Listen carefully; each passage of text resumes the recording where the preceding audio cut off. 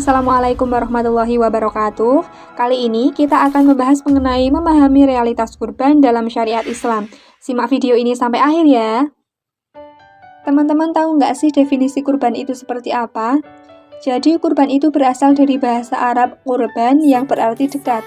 Kurban dalam Islam juga disebut dengan al-udhiyah dan ad-dahiyah yang berarti binatang sembelihan seperti unta, sapi atau kerbau dan kambing yang disembelih pada hari raya Idul Adha dan hari-hari tasyrik sebagai bentuk takarrub atau mendekatkan diri kepada Allah. Nah, hari tasyrik itu sendiri menurut kalender Islam jatuh pada setelah Idul Adha yaitu hari ke-11, 12, dan 13 pada bulan Dzulhijjah. Nah, sebelum kita masuk kepada penjelasan mengenai kurban, sebagai umat muslim kita harus mengetahui terlebih dahulu sejarah munculnya syariat kurban itu seperti apa, supaya tidak terjadi kesalahpahaman dalam memahami ibadah kurban, juga untuk menambah pengetahuan kita terkait ibadah yang hanya dilakukan satu kali dalam setahun. Nah, asal mula kurban ini diceritakan berawal dari lahirnya Nabi Ismail alaihissalam. Pada saat itu dikisahkan bahwa Nabi Ibrahim alaihissalam tidak memiliki anak hingga di masa tuanya, lalu beliau berdoa kepada Allah agar diberikan keturunan.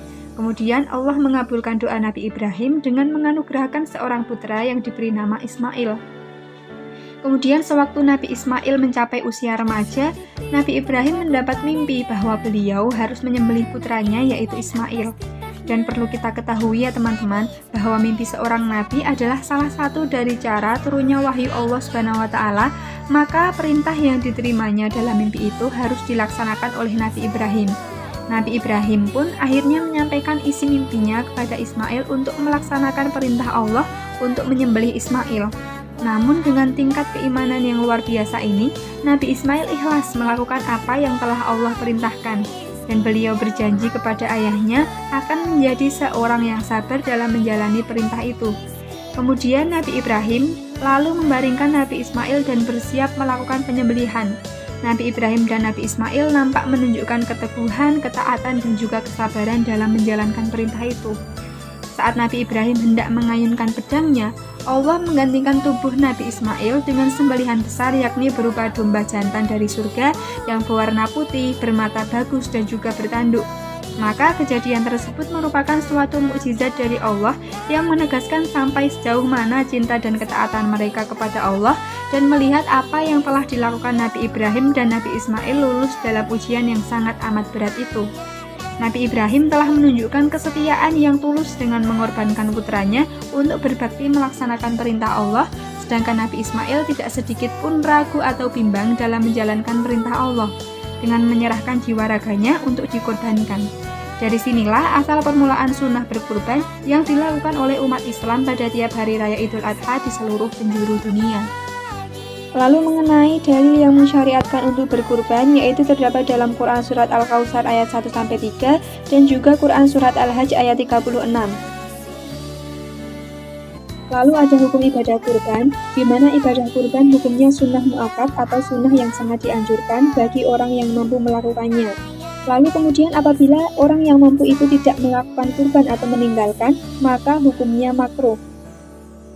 Dalam melakukan kurban, tentunya ada rukun-rukun dan syarat-syarat yang berlaku. Di antaranya yaitu ada rukun kurban dibagi menjadi 4. Yang pertama adanya pekerjaan menyembelih, yang kedua adanya orang yang menyembelih, yang ketiga ada hewan yang disembelih, dan yang keempat ada alat untuk menyembelih. Kemudian syarat hewan kurban yaitu hewan sudah cukup umur, hewan yang dalam kondisi sehat, prima, gemuk, dan tidak cacat sedikit pun. Lalu binatang yang diperbolehkan untuk kurban. Binatang yang boleh untuk berkurban itu salah satunya ada unta, ada sapi atau kerbau, dan juga kambing. Untuk selain yang 3 jenis ini tidak diperbolehkan dan dianggap memadai berkurban dengan domba yang berumur setengah tahun, kambing Jawa yang berumur 1 tahun, sapi yang berumur 2 tahun, dan unta yang berumur 5 tahun, baik itu jantan maupun betina. Dalam penyembelihan hewan kurban, tentunya ada cara-cara untuk menyembelih hewan kurban. Yang pertama, menggunakan pisau yang tajam. Yang kedua, tidak mengasah pisau di hadapan hewan yang akan disembelih. Yang ketiga, menghadapkan hewan ke arah kiblat. Yang keempat, sebelum menyembelih harus membaca basmalah terlebih dahulu. Kemudian yang kelima, dianjurkan membaca takbir atau Allahu Akbar setelah membaca basmalah. Yang keenam, pada saat menyembelih dianjurkan menyebut nama orang yang jadi tujuan dikurbankannya hewan tersebut. Kemudian, terputusnya tenggorokan, kerongkongan, dan juga 2 urat leher atau salah satu urat leher. Setelah penyembelihan hewan kurban, tentunya ada pembagian daging kurban, diantaranya yaitu dibagikan kepada orang-orang fakir miskin untuk mencukupi kebutuhan mereka pada hari itu, diberikan oleh kerabat untuk menyambung silaturahmi, diberikan untuk tetangga sebagai bantuan, dan 1/3 dimakan sendiri dan keluarganya. Dalam berkurban itu tentunya ada hikmah-hikmah yang kita dapatkan, salah satunya yaitu bersyukur kepada Allah atas segala limpahan nikmat dan karunia-Nya. Yang kedua, dapat menghidupkan syariat Nabi Ibrahim yang patuh dan tegar terhadap perintah Allah. Yang ketiga, mengikis sifat tamak dan mewujudkan sifat murah hati, mau membelanjakan hartanya di jalan Allah Subhanahu wa Ta'ala. Sekian pembahasan dari saya, semoga bermanfaat.